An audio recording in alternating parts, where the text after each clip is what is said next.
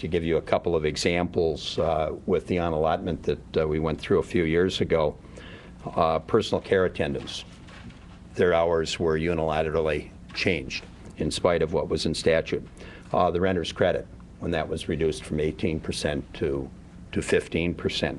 We would also, in the law, say that a program cannot be eliminated.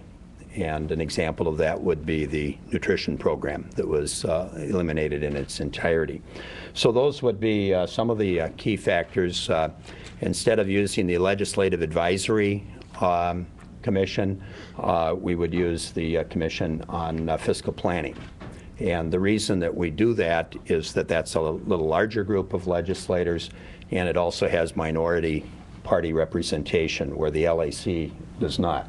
So we're trying to make sure that if the issue were to come forward, both caucuses, majority and minority, would have an opportunity for input when the governor would make the recommendations. So I'll stop there, and I think we'll take it to, unless Representative Fall? Would you like to make a comment before we go to questions? Thank you, and I really feel that this is has a good chance of being a bipartisan effort, and each and every one of the elected members, senators or representatives, and their constituents should be appreciative of a measure like this, good governance, because it keeps the balance of powers and ensures that we're able to do the job that we're sent down here to do.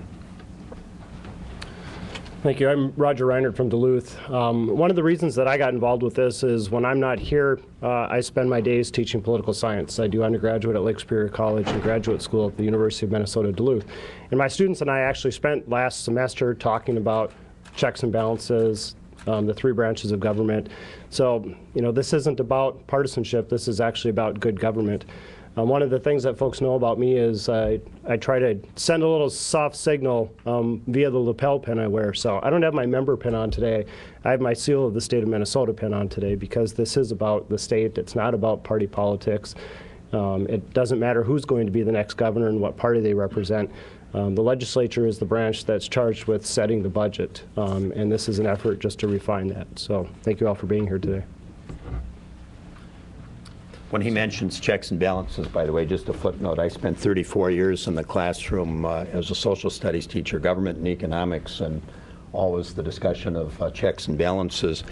As a former teacher, Doug Rowe, of course, knows a little bit of my history in that regard. He wasn't a former student, but a family member of his was. So, questions, comments, well, again, discussion? You acknowledge that this probably will be vetoed by the governor, and I wonder again if you can explain why you're doing this, knowing that this might be tilting at windmills this session. I can give a little background on that. I was listening carefully yesterday to quotes by the governor, and I think what he said was that unless he had an opportunity for input. And a couple of weeks ago, I had a meeting on other issues with the Commissioner of Finance and indicated we were working on the legislation, and said that I would be happy to have input from the executive branch, and had a second conversation with him yesterday, and we indicated that we would try to work on our schedules so we could get together to have that conversation. So we're reaching out to the governor's office, and I would have to say that Tom Hansen was responsive. The only request he made, he said, give me a chance to get the budget ready, and then we'll meet sometime probably next week. Quick follow-up on this. Did you find states that don't have unallotment authority, and if you did, is it possible just to repeal this and not have an unallotment authority? Almost every state's got some kind of unallotment statute. I think there are 12 states, like Minnesota, that have pretty much an unchecked unallotment. All the other states have some parameters around unallotment. You could repeal the statute in its entirety. In fact, I think that was, as Representative Falk mentioned, is a bill that he introduced. Companion author, I believe, was Senator Dibble. And we talked when Lynn and I had not worked together with other legislators, but we've worked respectively with members of our bodies. separately, and so there's been lots of input and discussion. One concern is that one of the things we learned in the process is clearly the bond rating agencies look to a state to have some kind of unallotment authority. It makes a difference to them in terms of having some tools to deal with the budget. But the bond rating agencies have not suggested, as best we know, that having an absolutely unchecked unallotment authority is any better than some other type of unallotment authority. I also want to comment, Pat, I hope I don't know if I misunderstood you, where you said that maybe I misunderstood that we had indicated that this would likely be vetoed. I would share Representative Carlson's comment. We're not expecting this to be vetoed. I do think it's striking that the governor threatens a veto over a bill he hasn't even seen yet, and doesn't know what's in it. But as Representative Carlson indicated, we both have had a very good working relationship with Commissioner Hansen. We'd like to work with the Commissioner and with the Governor's office directly in putting together something that works. We've tried to draft this, as I mentioned, in a way that will not impact past actions and will not grandfather in what's happened in the past. As to whether or not this is vetoed, again, what I clearly heard you say was tilting at windmills. And I've authored a lot of major legislation in this place over the years, a lot of it successful, some not. I haven't gotten everything passed in a single session. And we're dead serious about this legislation. We sure hope that Governor Pawlenty would work with us and be able to sign something by the end of the session. If that's not the case, we'll reintroduce it next year, depending on, if we're back. I'm sure other folks who will be back, will be interested in doing the same. So this is not meant to be a one-shot deal, nor is it meant to be directed at Governor Pawlenty. His actions certainly have drawn a focus to the issue that's been certainly unique, but gives us the opportunity to take a look at something that's been, I think, festering for quite a while. Gentlemen, you say you're reaching out to the governor, and I believe that that'd be the case.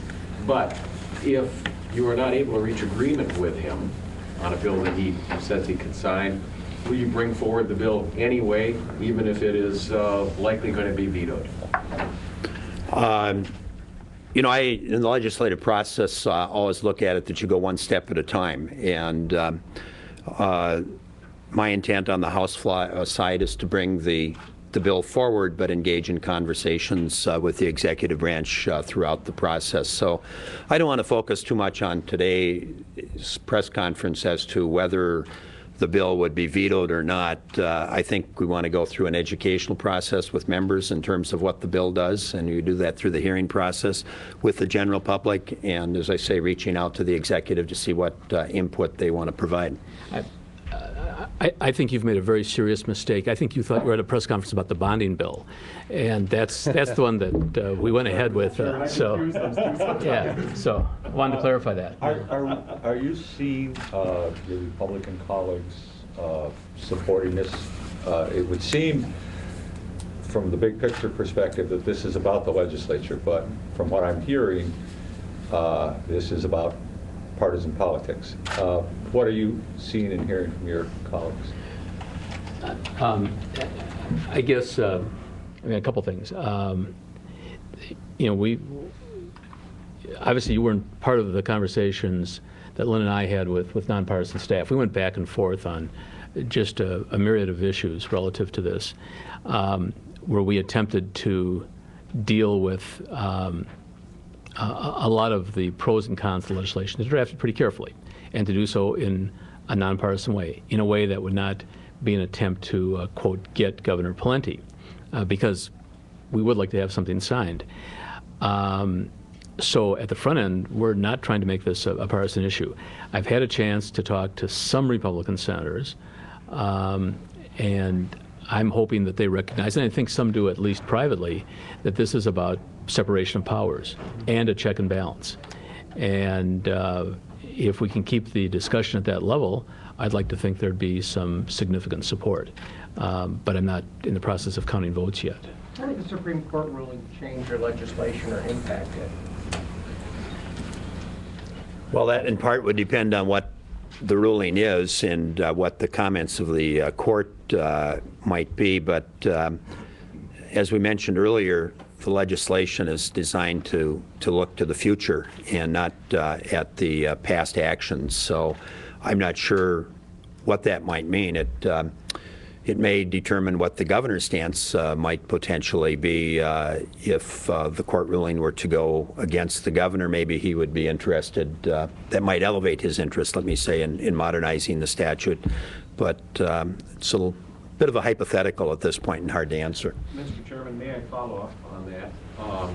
If, in fact, the court were to, the appellate court were to uphold the district court ruling and ultimately the governor's unallotment, at least in that section of the budget, were thrown out, and perhaps there would be more challenges than at that particular point. If that were the case, in other words, if the legal precedent was that the governor's unallotments were not legal, as it were, would you consider modifying your legislation to make it retroactive to the allotments that the governor made last summer? Well, Allotments. that's when I'd have to think through a little bit. But if the governor were to lose, we would have the unallotment that he did use back on the table as a part of the budget process this session. So to that degree, the answer would be yes. But it's also difficult because that's a hypothetical and a hypothetical. And I don't presume to know what the Supreme Court's going to do. I can't make a guess as to what their decision is going to be, much less what their decision, what kind of an impact that would have on the current legislature. So difficult to answer that. What I'm driving at in a somewhat oblique manner, Mr. Chairman, is how anxious are you guys to have to revisit the unallotments that the governor did, if the courts ruled against him? Certainly, we can do that and look forward. I think, to be fair, Lynn and I have both been working closely with our division chairman relative to where we are right now. We don't have the late February, early March forecast at this point. Not sure what that's going to suggest. We have a pretty big problem right now because obviously a $1.2 billion deficit today, if we solved it tomorrow morning, would represent over a biennial budget more like $1.8 billion. So what we have is pretty serious. So at this point, at least in the sense that we're not anticipating revisiting the allotments, we're not. We just simply don't have the ability to do that either. In terms of time or in terms of where we are structurally. So in terms of a hypothetical, is what the Supreme Court does. If they were to declare the entirety of the statute unconstitutional, declare his action unconstitutional, sure, we'd have to revisit it at that point. But again, that's a hypothetical and a hypothetical. Yeah, and to clarify, the same is true on the House side. Our focus, and I've had meetings with individual division chairs as well as a group meeting with the division chairs, quite frankly, going all the way back to when the last forecast came out in December. And we're focused on the $1.2 billion problem that we currently have before us. And like I said earlier, we'll go one step at a time, and that's where the focus is today. Would you consider ever circumventing the governor? Because it's hard to see a governor ever signing a bill to limit their power. Would you consider turning this into a ballot question? Could that be a viable option to get around any governor? Well, we actually have another bill that is less noted, but that is a constitutional amendment relative to, and to be fair, promulgated originally by Representative Carlson, but something that I've been interested in as well, that allows the legislature to call itself into special session. Is it something that we could combine as a constitutional amendment? We really haven't talked about it. And so I hesitate to say that we would go that route. I mean, we really think at the front end it's legislation that is not unique. If you compare us to the other 50 states, we will still be in kind of a middle ground relative to the unallotment statute. I mean, there are unallotment statutes, I don't know how many states, 20 states or so, where you need legislative approval of the unallotment. We have the legislative commission coming into play, but we don't bring the unallotment back to the entire legislature. So we really think we've drafted something that's a middle ground kind of statute compared to 50 other states. and we're not looking to get into a partisan fight, as each of us have mentioned. So I don't know that we have to look to circumvent the governor. Why would any governor want to give up power? I've never been governor. I don't know. Why would any legislator, though, if you were in the same position, would you expect lawmakers to give up power willingly? I don't.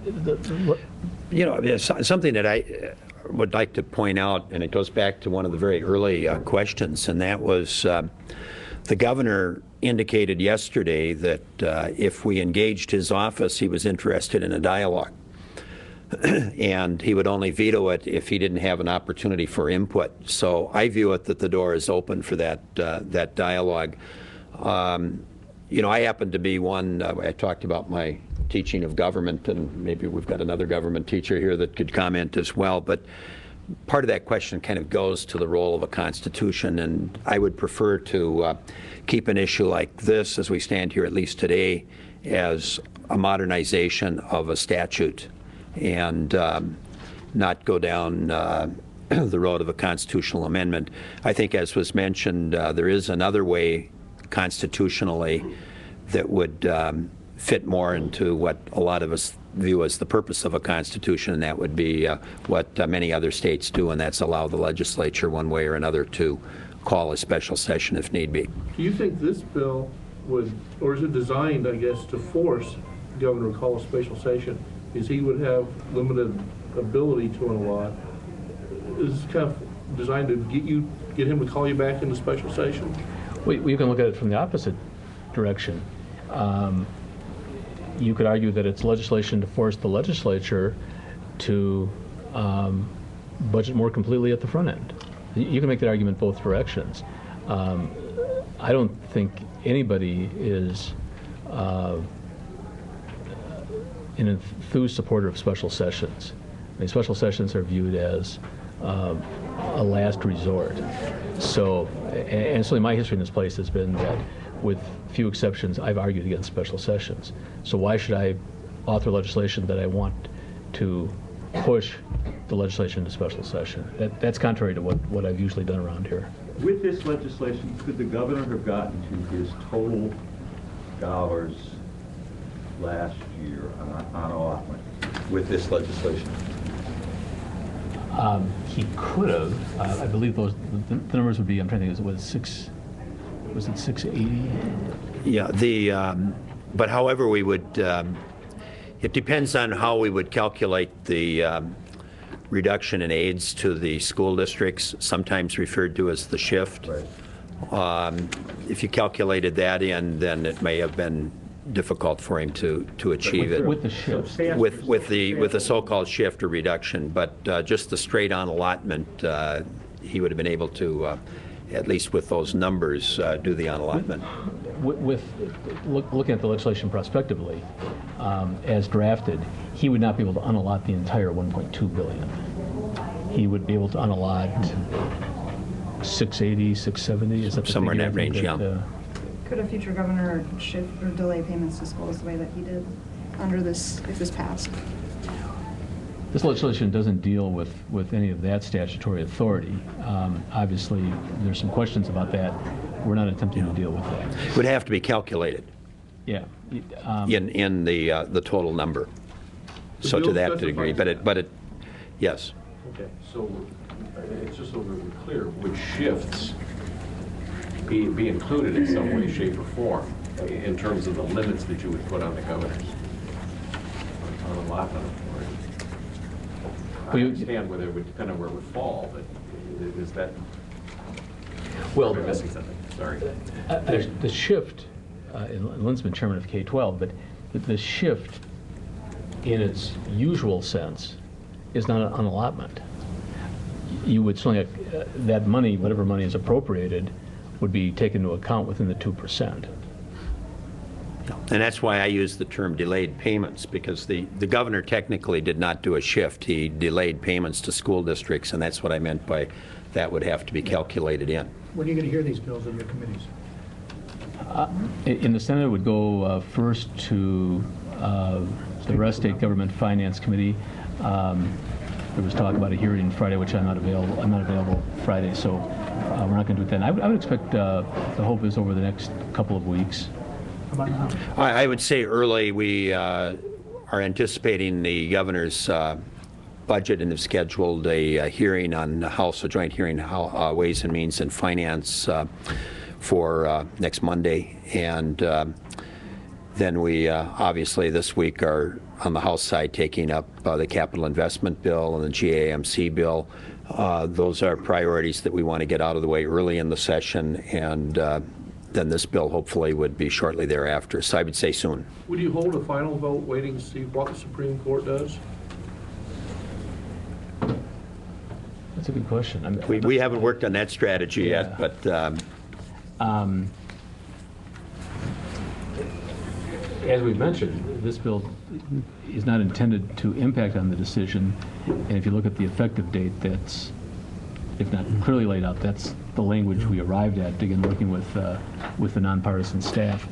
I just think it's difficult. I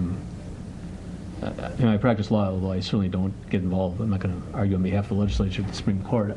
There'd be a conflict in that regard. But you have to be both the attorney and the client. We're not intending to interfere with the litigation. The point that I would make, if I may, though, is that we all know that the court establishes its own time frame, and so my thought, as the House author, would be to move forward with the legislation. Now, the arguments are going to be made. I think it's March the 15th or mid-March, but we have no signal as to when the court might rule. They may rule after we've adjourned. So my thought is that we move forward, and obviously if the bill is still under discussion and the court has ruled and there's something that we feel might be included, we would probably look at that very seriously, but we just can't predict when they'll come down with a ruling. Yeah, all of you would know better, but I believe what I've heard and read is the court has indicated they'll try to rule quickly, but they would have up to 90 days to issue a decision. So if they take the matter under advisement at conclusion of oral arguments, don't ask for further submissions, they'd have until the middle of June. So so we just don't. So you would go ahead and pass it if there's no Supreme Court ruling before you adjourn. You'd try to pass it. Well, that's our goal, is to enact this into law, and without knowing when the court would rule, within the guidelines, of course, that Senator Cohen just predicted, our intent would be to move forward. Have you heard any criticism or support from your colleagues in the legislature who are running for governor right now? That's what, 5? In the legislature? 8. See, 2 in the Senate. I read in the newspaper that one of them had some concerns, and that's the only one, and it's not a direct contact. It was a quote in one of the papers by Representative Emmer, I think. Oh, okay, that's right, we have the Republican. Okay. The Senate candidates for governor have not expressed any concern. Maybe I should limit my comments to the Senate candidates. And I emphasize mine is strictly secondhand on the one. So assuming that you folks are accurate in the media, which I'm sure you are. We have another press conference at 9:30 coming in. Oh, okay. I'm just going to start a tape. Well, thank you very much for coming, and because of the debate yesterday on the capital investment bill, you all understand why we had to delay it, but we appreciate your being here this morning. Wasn't that? Yeah. You got buried yesterday.